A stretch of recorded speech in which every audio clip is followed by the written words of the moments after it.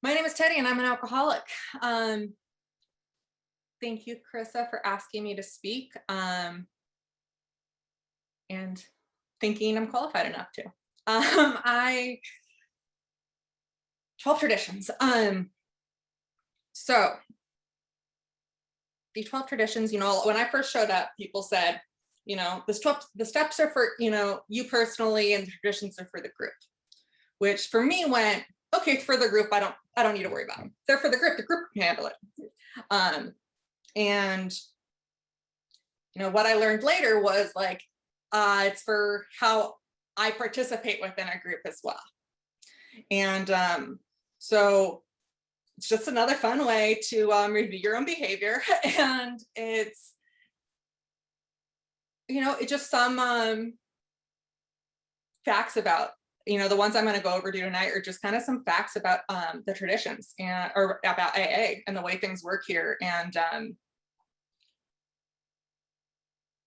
essentially why you shouldn't be scared off for these three at least.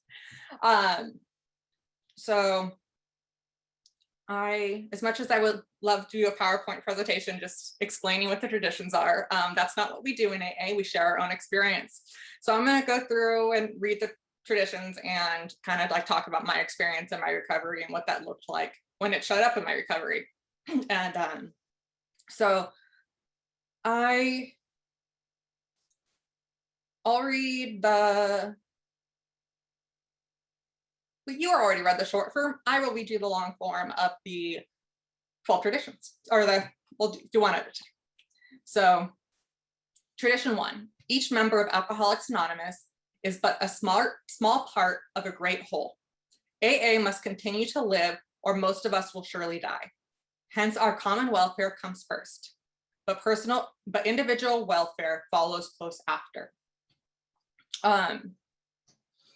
So when I got sober, one of my home group meetings, and the meeting I went to every single Friday night at 10 p.m. was a young people's meeting in Fullerton. And I still have a lot to say about that meeting and the people within it. And I've done a lot of work on it and that kind of stuff. But, my journey, when I first showed up, I went to that meeting for the first time when I had 40 days sober. And I showed up desperately wanting to be that small part of that great whole. I wanted to fit in somewhere. I wanted to, be part of this group. And when it turned out the group wasn't something I could truly have a full part in, it couldn't, there wasn't the unity there with Alcoholics Anonymous as a whole that allowed me to be part of it. And, when these groups are, while the members, if they're cutting out people and they're not focusing on the common welfare, like they're just focused on this bit of the, people like me, when you're new, you show up and you're like, there's not a place for me here. So, what's so important about the inclusivity of the group is, when anyone shows up, they know there's a place for them there and they know that they belong there. So, I left at about 9 months sober. I stopped attending that group. I kind of picked up and moved my sobriety to a place that had some more unity to offer me. And I got, a sponsor out there. I started attending all my meetings out there. It was about 40 minutes from my house, an hour and a half from my work. So, it was a really big dedication to go there. But, I had found the group I was looking for there. I had found, something that, I always feel on the outside of. That's a personal condition. I think of a lot of alcoholics, but, there was something for me to even dream to be a part of, and to, there was people's houses I could go sit before a meeting started and I was welcomed in, and like, I, finally felt a part of something.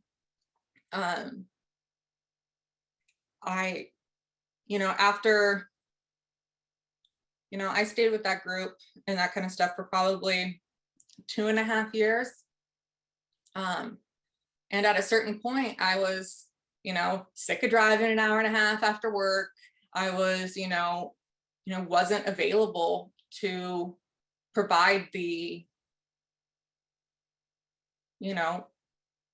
service that was required of me in step 12. I wasn't able to give back what I know I had needed. And so I had to go to this other place, and like I had to kind of come back with my tail between my legs back to Orange County and be like, okay, how do I fit in here? How do I create this unity? How do I show up and not just be resentful and spiteful that, that it didn't look the way I wanted it to? And, that took a lot of work, and getting a new sponsor, and, really reviewing of what sobriety is to me and who I want to be within sobriety. And I showed back up to that group, and I showed up every Friday. And, based upon my experience and bringing my experience there and bringing my journey there, I was able to create a unity among people who wouldn't have felt they had a place there otherwise. I was able to take that kind of pain that I felt, and that lack of unity that I felt, that really impeded my recovery, that really took away from that really put me in danger, and show back up and help create it. It would have been very easy for me to show up and just sit and talk shit and tell everyone how terrible they were, and anyone mentioned the meeting, just how terrible that group is. And like, there was times I did that, don't get me wrong, especially in the middle, or people didn't, minor resentment's still there, but it's something I'm working on. But one of the things to deal with that, and to deal with that anger, and to deal with that self-righteousness, it was, to find that role and focus on service and focus on creating a unity within a group and allowing more people to recover there.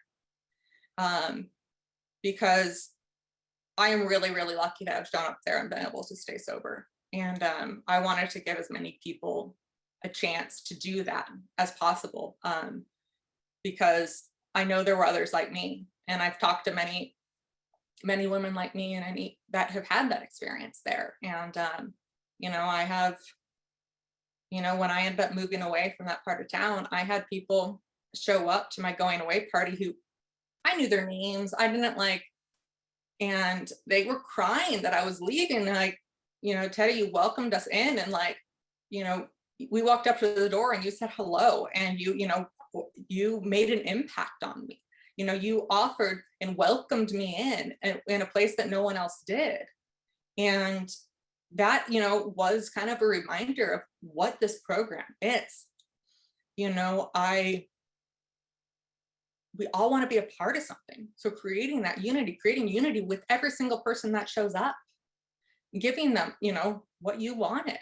And, so having these people like show up at my going away party, telling me how much I had affected their lives. And like, we didn't always get a pat on the back for our service in AA. But, with this particular one, I did. And, it was kind of the motivation I needed to like say that I was doing something right in this program, that the pain I had been through was okay, and there was a purpose for it. And, as far as I know, that meeting is still going well. I've continued communication with some of the women and some of the other people I welcomed in. Some of that kind of fell apart after I left, but, there's a lot of people it did help in the meantime. And so that's kind of where one example of kind of step one in my life, or tradition one in my life, because there's plenty of ways that people can be disruptive. There's plenty of ways that people can, we had a big debate in that Friday night meeting, because it was in like a rambunctious part of town, and we'd have people absolutely shit-faced wandering off the street. Like, there was people sleeping in the parking lot of the church and all that kind of stuff. And like, there would be, someone escorted someone out of the room. And like, after the meeting, we're like, what did you do? Like, you don't know what that person needed to hear. You just don't get to take them out because they wandered in. Like, it's,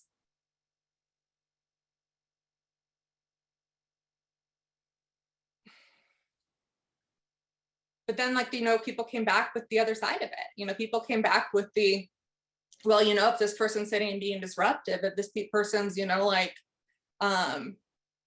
impeding the rest of our, this person was banging on the piano. Do we have to sit and ruin our meeting and impede all of our recoveries to listen to this person play on the piano loudly and wander around drunk through the meeting? Not necessarily. And so, it created a long conversation of what we wanted our group to look like and how we wanted to handle that situation in the future. And, putting our,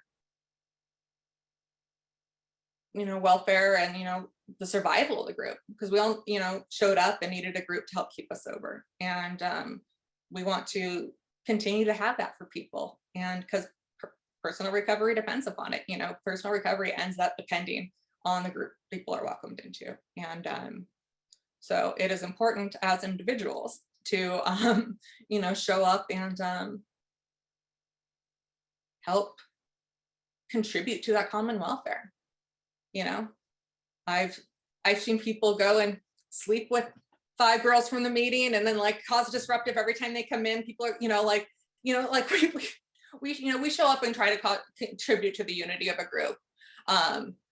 It's, what I did of just sitting and talking bad about that meeting did a lot of harm. And I, try to change it by, trying to help it grow rather than shrink. So I'll stop there with tradition 1.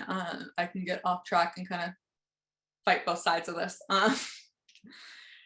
And so tradition 2, fun fact, long form is shorter than the short form.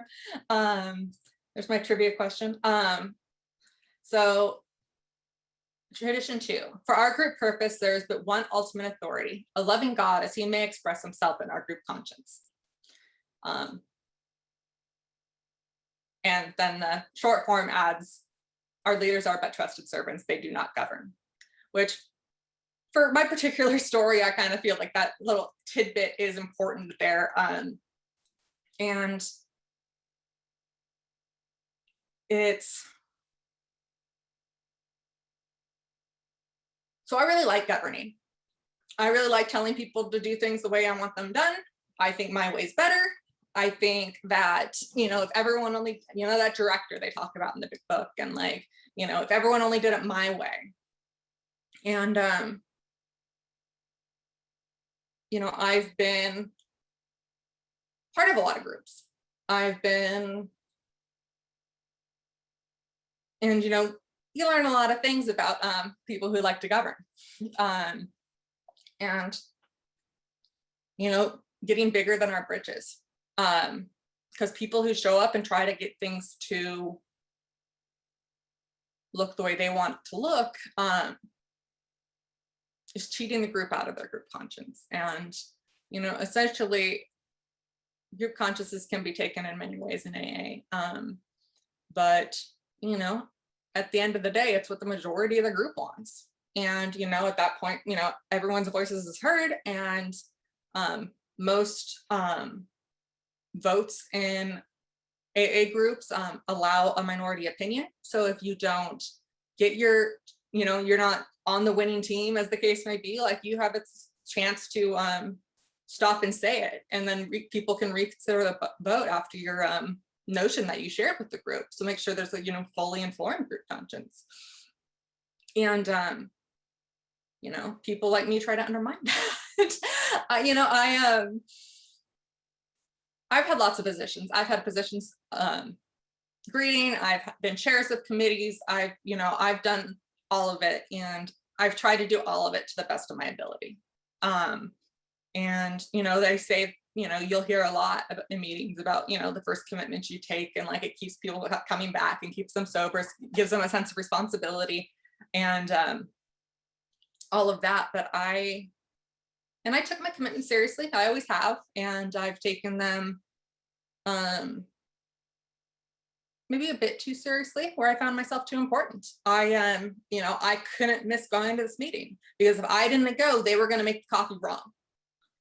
And I, how dare, and I like look at the coffee pot the next week, I'm like, who did this wrong? And it's, you know, having this idea in my head like that, you know, where I go in and just shame everyone and be like, what did you do? You're gonna ruin AA.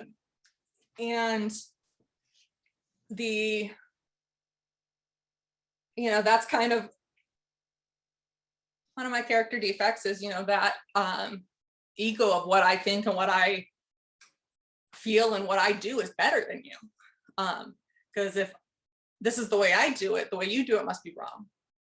And as someone who's had many positions on in different groups through my sobriety time, I have learned how to learn some of those the hard way, and how to learn some of those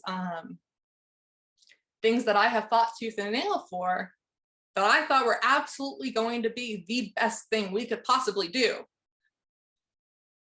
really turn upside down and really cause harm and really do damage to a group of people who, you know, we're all just trying to stay sober.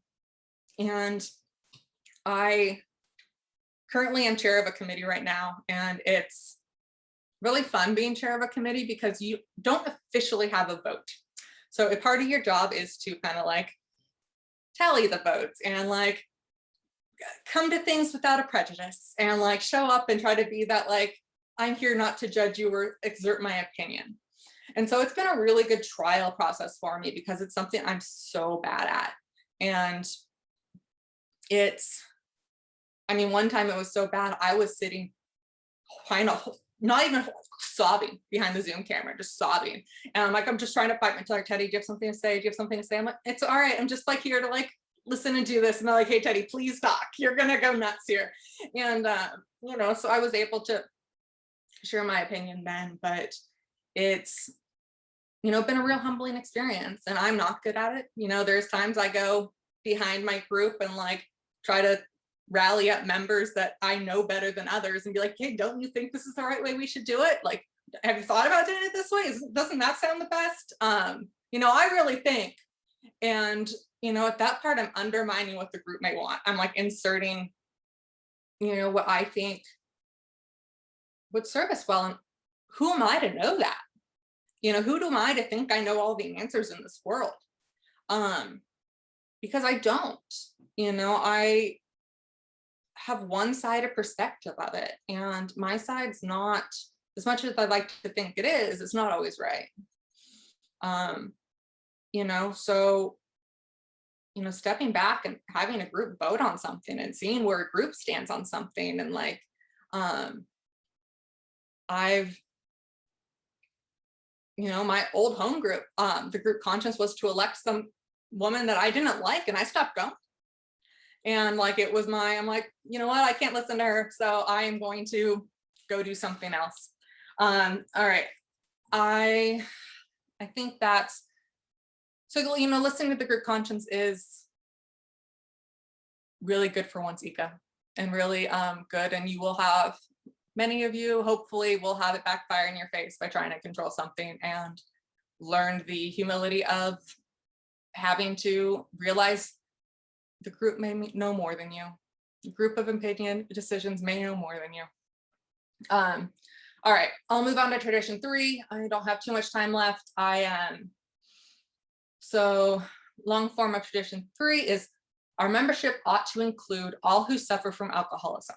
Hence, we may refuse none who wish to recover, nor ought AA membership ever depend upon money or conformity. Any 2 or 3 alcoholics gathered together for sobriety may call themselves an AA group, provided that as a group they have no other affiliation. So this is something you'll hear debated a lot in AA, and it's, you know, when we all got locked down, and, you know, Zoom wasn't my original format like a lot of people here, you know, I joined all these Facebook groups and all these things, and like, there's, you know, people always post like, addicts don't belong in AA, there's another program for you, or, you know, like, you know, you have to believe in God, otherwise you can't go to AA, or, you know, like having these certain we have to say the Lord's Prayer, otherwise it's not AA. You know, if you've been arrested for this, you know, you can't come to AA. It's not for people like you. And, you know, this tradition is so important because it says, yes, it is. It's for you. It's for anyone who says it is. There's nothing better than a club that you can just show up at, okay, I'm there now, I'm you. And, you know, you have that power. It's the first power you have is, you know, claiming to be a part and say, I'm an AA and I have that desire to stop drinking. And, you know, like quite a few of us and showed up. And I remember right after rehab, while still in rehab, we took this like 45-minute drive down the coast, this beautiful meeting spot. And there was a couple kids who announced themselves as addicts at this AA meeting. And these people came up to them after the meeting and just shamed them. You don't belong here. And it was these people with a bunch of time and just like shaming these kids that were still in rehab, saying, you don't belong here. You can't get sober here. We don't want you. And, you know, as I shared before, when I showed up, I just wanted to be somewhere. I wanted to belong somewhere. I wanted to be part of something. And, you know, like, you never know what you're, you know, isolating someone out of something, like you never know what they're going to do next. You know, like what death curse you could be putting on them. Like if someone shows up and asks for help, like, that's one of the things we do.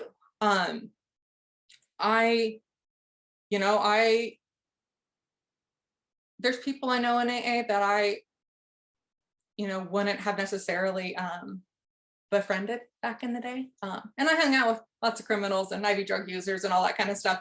Kind of the other side of it for me, really. But, you know, you'll hear a lot in the young people's meetings and like, I've never heard anyone say this has happened before my time, but, you know, I spilled more than you drank and, you know, you'll never be, you know, you're not enough of an alcoholic to be here. You know, I didn't, you know, I'll get caught up in my head hearing people's stories and be like, well, you know, I didn't drink as much as them, or I didn't lose as much as them, or I didn't like, you know, I wasn't drinking in the mornings, or, you know, like I only binge drank here and there. And like, I use all these things as an excuse not to be an alcoholic, because we'll take any excuse not to be an alcoholic. We don't want to be an alcoholic. And so like to do anything when someone shows up asking for help, playing into their excuses, playing into these type of things and say like, no, there is no help for me. It's one more thing off the list that I'm going to die. And so, you know, it's our responsibility here as alcoholics to maintain that principle within ourselves, to offer that to a group. Someone shows up to your group and you welcome them in. You don't say, no, you don't belong here, because there's nothing in AA that, you know, says that.